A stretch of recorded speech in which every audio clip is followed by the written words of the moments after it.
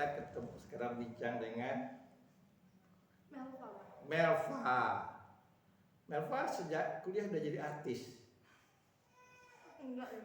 Oh enggak. Enggak. Saya mau nonton. Ini Melva nih belum Seriana apa kakak tingkat. Iya. Ada beberapa minta bantu, Pak. Ada beberapa minta bantu. Ya minimal artinya melatih potensi diri. Ya. Melatih bagus. Karena beberapa saya sarankan kepada kakak-kakak tingkat itu dilibatkan gitu, libatkan adik-adik tingkat supaya dia tahu resamnya. Karena biasanya kita kan di kampus nih, biasanya kita di kampus, jadi setahun ini kita nggak di kampus gitu. Jadi kalau kalian nanti mendengar, kalau Melva kan hanya mendengar, wah mahasiswa bahasa Indonesia itu begininya, hanya cerita gitu. Nah, jadi saya terpaksa berpikir bagaimana di dunia ini supaya suasananya masih suasana seperti dulu walaupun dengan cara yang berbeda. Kalau dulu kita mentas, kalau dulu dikenal tuh kalau habis akhir semester tuh kita mentas 1 minggu kadang-kadang. Setiap malam kita mentas. Tapi sekarang kan nggak mungkin, ya nggak mungkin. Baik Melva, saya ngikuti perkembangan anak-anak saya, PA-nya saya gitu, dan mungkin kaget ketika saya ngajak ke rumah. Iya kan? Iya, Pak. Artinya saya itu tidak mau ya sekedar PA itu tanda tangan KRS, tapi ingin tahu loh perkembangannya. Karena itu saya rutin tiap bulan kan, ya memberikan arahan supaya, dan saya melihat salah satu diantaranya Melva ini banyak punya cobaan. Ya mungkin ada yang menyenangkan, ada yang tidak menyenangkan ketika kuliah di bahasa Indonesia. Nah, coba apa selama setahun ini apa yang dialami? Kalau dari perkuliahan, Pak, kalau untuk kendala sendiri itu Iya. tuh mungkin memang daring juga kan, Pak. Jadi untuk mengerti materi itu nggak sepenuhnya gitu, karena memang daring. Terus karena Melva itu mengikuti beberapa kegiatan kampus gitu kan, Pak. Misalnya kayak dari kemarin bulan bahasa, pergelaran, praktikum sampai sidang suksesi, itu insya Allah semuanya Melva ikutin. Dan Melva juga menjadi pengisi acara juga panitia dari beberapa acara tersebut. Jadi secara tidak langsung hampir setiap hari Melva harus ke kampus, Pak, gitu kan. Sedangkan kita kuliah daring juga gitu. Jadi kan sedikit terbagi konsentrasinya gitu, Pak. Itu sih, Pak. Itu aktifnya Melva dulu dari SMA udah aktif kayak begitu. Kalau SMA sendiri kan kegiatannya nggak sepadat ini sih, Pak. Kalau misalnya pun memang ada acara, kami tuh tidak dari Hamin sekian bulan gitu. Kami paling kayak misalnya Hamin seminggu kayak gitu, Pak. Karena kegiatannya juga lebih kecil daripada di kampus gitu, Pak. Iya. Tapi belum pernah tidur di kosan ya? Nggak dibolehin. Nggak dibolehin. Karena biaya juga kan, Pak. Iya. Kan karena rumah. Nggak, artinya begini, bukan ngekos. Jadi nanti kalau misalnya di kampus tuh, bahkan di bahasa Indonesia tuh ada tidur di kampus. Kalau dilihat kakak-kakak nanti kalau ada target mereka latihan, akhirnya mereka bentang apa di kelas, mereka tidur di kampus gitu. Kalau untuk yang cowoknya memang tidur di kampus. Cowoknya ada, karena cewek juga nggak sempat pulang gitu. Ya kalau nggak sempat diantarkan, ya tidur di kosan kawan gitu. Sampai numpang begitu. Baik, kalau di keluarga apa nih? Coba-coba tantangan yang Melva itu ini jadi coba selama setahun. Palingnya kayak kemarin itu, Pak, yang waktu kejadian kehilangan motor kan, Pak. Yeah. Jadi memang agak terkendala untuk ke kampusnya sendiri gitu, karena kan rumah Melva jauh kan, Pak, di Bulim gitu. Untuk ke kampusnya jadi susah karena nggak ada kendaraan kemarin gitu, Pak. Jadi terkendala di kendaraan. Oh gitu ya. Ya saya pikir kan begitu, ketika ada peristiwa yang dialami Bapak Elva, Bapak Melva, saya pikir jangan sampai down gitu. Ya, artinya gini, downnya tuh Melva dan Bapak gitu. Karena itu cobaan ya, dicuri orang kendaraan di muka kita lagi gitu. Itu cobaan luar biasa gitu. Tapi alhamdulillah bangkit gitu. Bapak juga bangkit. Karena ya di samping cobaan itu barangkali Allah akan mengganti yang lebih baik, ya kan? Kita berharap itu aja, berharap Allah bisa mengganti yang lebih baik gitu, membuka rezeki yang lebih baik gitu. Nah, jadi itu yang saya pikirkan kemarin. Salah satu diantaranya kenapa ketika kita kuliah itu saya di samping kepentingan perkuliahan, saya ingin kalian itu masuk ke dunia YouTube. Kenapa gitu? Karena itu salah satu diantaranya di lokal Melva nih, yang subscribe-nya bagus itu Melva. Nah itu saya cek kemarin, kok udah naik-naik gitu. Kenapa kok berhenti? Ya kan coba nanti kalau ada kesempatan, saya ini otodidak belajar YouTube, otodidak gitu. Tadi juga saya melihat konten orang semua karena yang tidak usia saya gitu. Bagaimana Denny Sumargono apa membuat Raffi, buat semua Sule apa semuanya gitu. Jadi itu harus kita kejar. Itu lapangan kerja yang perlu lamaran. Tidak perlu lamaran, tidak perlu kita memikirkan waktu kerja. Disiplin waktu kerja, kalau kerja di lain kan masuk pagi, pulang siang. Tetapi itu tidak perlu. Dan dia bisa juga menyalurkan bakat kita, hobi kita. Gitu. Jadi hobi kita tersalurkan. Nah, saya beri contoh. YouTube saya, Safudar TV, itu subscribe-nya kalah dengan Elva. Elva kemarin saya undang kemari. Dulunya kalah. Saya tanya sama Elva, kamu kok bisa subscribe kamu naik gitu? Bisa waktu itu dia udah 500-an, saya belum. Saya 400-an gitu. Ya dia main IG. Jadi followernya sekarangnya 2200. Sudah 2200. Lalu saya katakan, apa yang pernah kamu manfaatkan dengan IG kamu yang besar? Belum ada lagi Pak. Baru orang yang ingin numpang promosi. Nah, kan artinya belum total ya. Kalian perlu main IG. Bahkan sekarang dunia TikTok. Jadi jangan sampai dunia maya ini sekarang mudah loh kita cari duit. Saya udah mau 60 nih, mau belajar juga bagaimana TikTok itu gitu. Ya kan itu kan mendapatkan duit gitu. Halal loh kreativitas kita. Cuma karena kesannya kan TikTok tuh nari, kesannya kan itu. Sekarang kan tidak. Bisa yang saya katakan seperti kita buat drama-drama pendek itu bisa kita buat ke TikTok. Ya. Ada televisi di Cina atau Sun TV namanya. Dia buat saya sederhana. Tentang lakukan pengemis, tentang lakukan apa begitu. Jadi itu yang saya katakan. Kedepannya kemana rencana Melva? Kalau ke depan ini udah mau masuk kuliah kita tanggal 23. Apa targetnya? Pertama pastinya naik IPK kan Pak, Iya. mempertahankan dan menaikkan IPK gitu. Iya. Terus aktif organisasi juga sih Pak pengennya. Ya kemarin ya hari ini IPK berapa?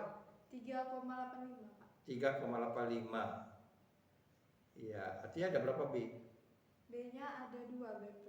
B plus ada 2. Iya. 3,85. Ya, hari ini kuliah dengan saya 2 mata kuliah ya? 2 kalau nggak salah. 2. Waduh, kacau. Iya.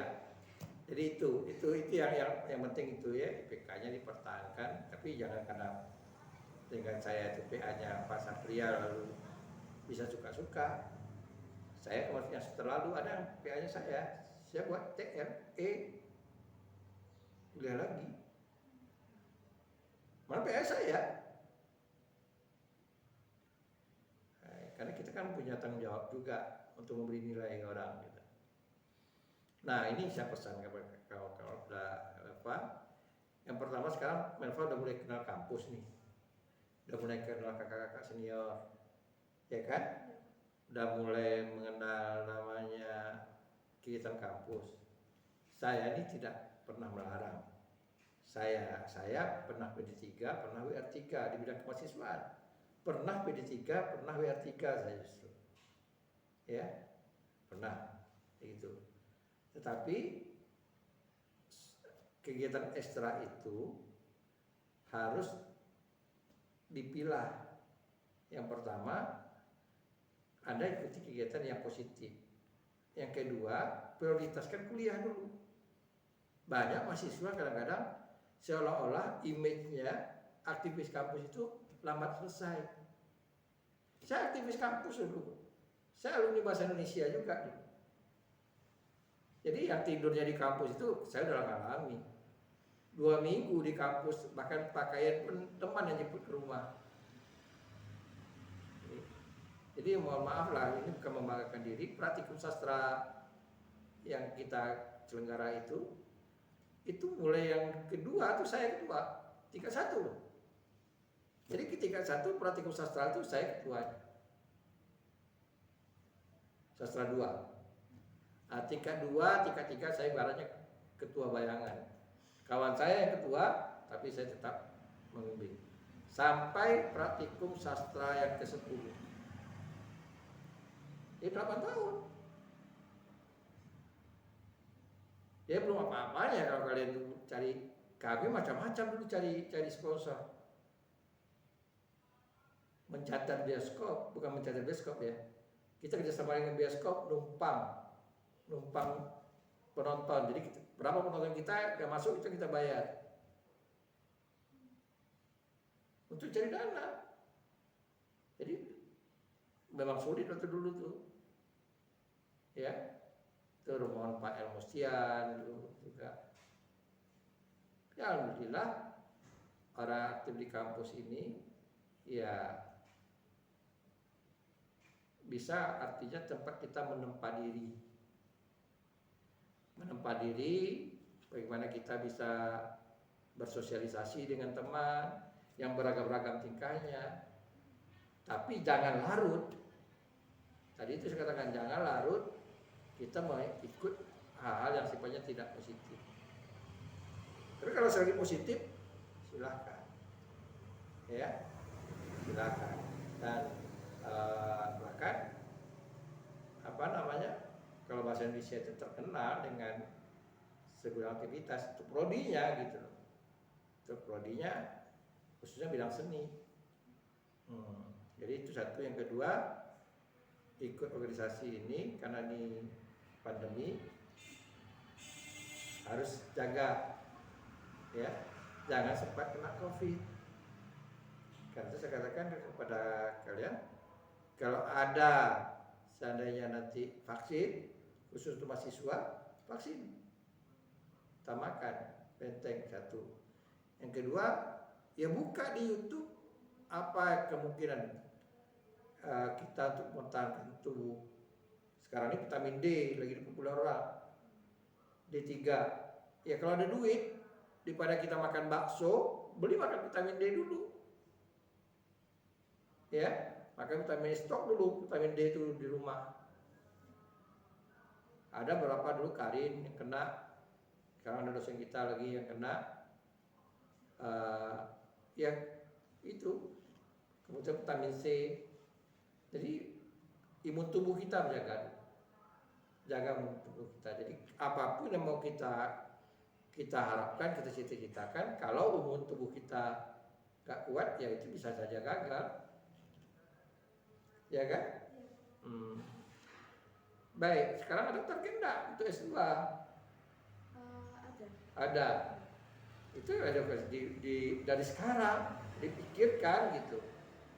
Dari sekarang tuh dipikirkan gitu. Artinya jangan kita pakai ilmu kata. Ya.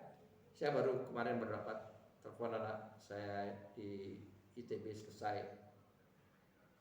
Ya. Saya banyak punya anak angkat apa gitu. Telepon dari ibunya. baru selesai 2 tahun, 2 tahun gitu.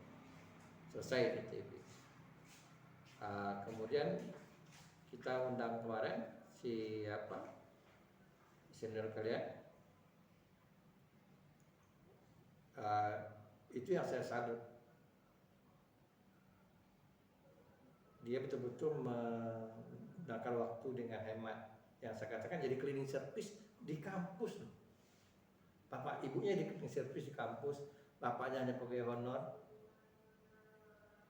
Kalau dia totalkan penghasilan ibunya dengan bapaknya cuma 3 juta, anak 7.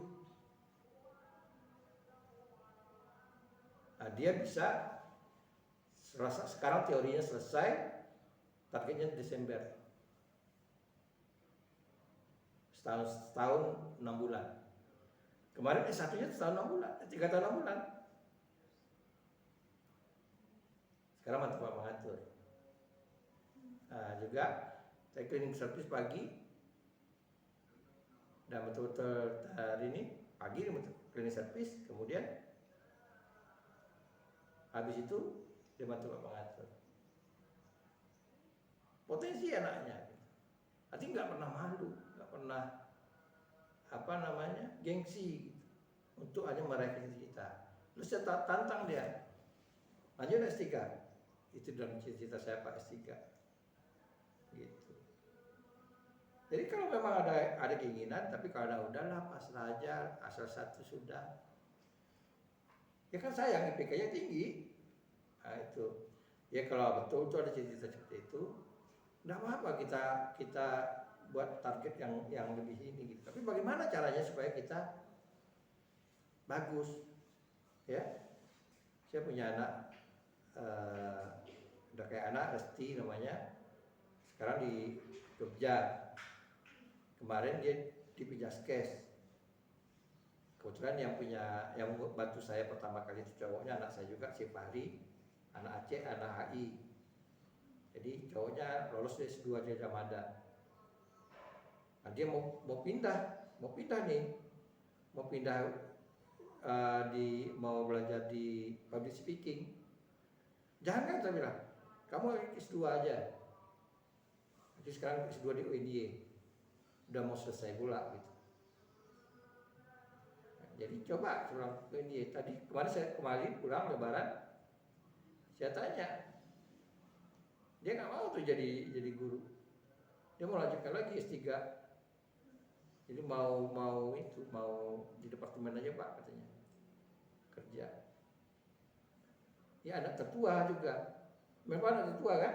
Anak tertua. Jadi kalau anak tertua itu salah satunya jadi ibaratnya menara gading di rumah lah, untuk beri contoh ke adik-adik. Kalau gagal kuliah, kita bagaimana kita berikan nasihatnya ke adik-adik? Kakaknya gagal kuliah katanya. Itu. Ya. Satu, yang kedua, perhatikan tuh orang tua. Ya bagaimana susahnya dia cari hidup, mencari duit untuk kita di rumah gitu. Ya supaya terbuka pula hati kita untuk kita bagaimana menjalannya membantu orang tua dengan kemandirian. Banyak sudah tuh mahasiswa kita yang macam-macam bisnisnya. Ada mahasiswa kita dulu namanya Endang di Tanjung Pinang. Dia jual PY. Pernah kerja di rumah makan, lalu sempat terbakar, kena minyak panas perutnya, lalu kurang dirawat. Akhirnya dia ngeluh, anak mampu. Kamu orang Jawa, iya. Bisa buat PY, saya katakan buat PY. Dia buat PY, antar ke warung-warung di Pasar Kodim sana. Seminggu sekali jemput, dapat dia 40.000 seminggu sekali. Gitu. Jadi banyak yang bisa kita lakukan untuk bagaimana kita bisa lepas dari orang tua. Bukan berarti kita mau jadi anak durhaka, tapi bagaimana kita bisa lepas. Ya kan? Nah, jangan sempat nanti sibuk dengan organisasi kampus, tambah terbebani orang tua, tambah gitu. Bagus organisasi kampus itu bagus. Ya, bagus gitu. Jadi kita belajar berorganisasi, belajar kita bersosialisasi dengan teman-teman, dengan senior kita, bagus. Tapi apa potensi diri Melva yang bisa, kemarin kan ngedit ya, coba kembangkan gitu. Kan banyak teman-teman yang nak pandai, gimana mau nggak ngedit gitu. Ini saya contoh pada kalian tuh, ada kakak tingkat kamu udah tamat, rasa saya sebut orangnya, dia buat jasa, tahu dia masih suatu malas mengerjakan tugas, di jasa mengerjakan tugas. Ada kan? Dia aktif di kampus. Saya pikir, bayangkan dia terima jasa tugas, mungkin bukan jurusan bahasa Indonesia aja gitu, jurusan lain, lalu dia cari orang, bukan dia ngerjakan. Dia nyewa jasa, dia ambil orang, satu lembar berapa misalnya. Kalau bisa satu lembar 1.000, dia kasihnya orang ngerjakan itu 500, dia 500. Bersama ke situ dia, jadi dia menggunakan media sosial. Itu. Jadi itu pesan saya, yang mudah-mudahan tercapai Melva, dan jangan sampai yang wajib ditinggalkan. Artinya kuliah wajib itu jangan sampai lalai. Saya tidak mau artinya kalau Anda nanti ada keluhan-keluhan dari dosen, ya, karena PA-nya saya loh. Ya kalau PA saya kalau dapat tegur, Pak gini, pasti saya tidak komunikasi, kayak tak komunikasi dengan Pak Matur, dengan dosen lain, kita tak komunikasi, gitu. Ya, itu aja, karena dia udah mulai malam. Dan jaga, tahu jalan pulang. Kan ini halang-halang nih. Iya, tadi juga muter-muter. Ke Jalan Paus tembus. Saya baru pulang dari rumah sakit. Tadi pagi karena antrian di rumah sakit itu payah, pukul 2:30 saya kejarkan ke rumah sakit ambil obat. Jadi kan saya udah standby, takut karena duluan datang. Ya. Alhamdulillah tadi ada 143 tensi saya. Dan mudah-mudahan kita jumpa lagi, ya. Oke, itu aja. Makasih. Ya, assalamualaikum warahmatullahi wabarakatuh.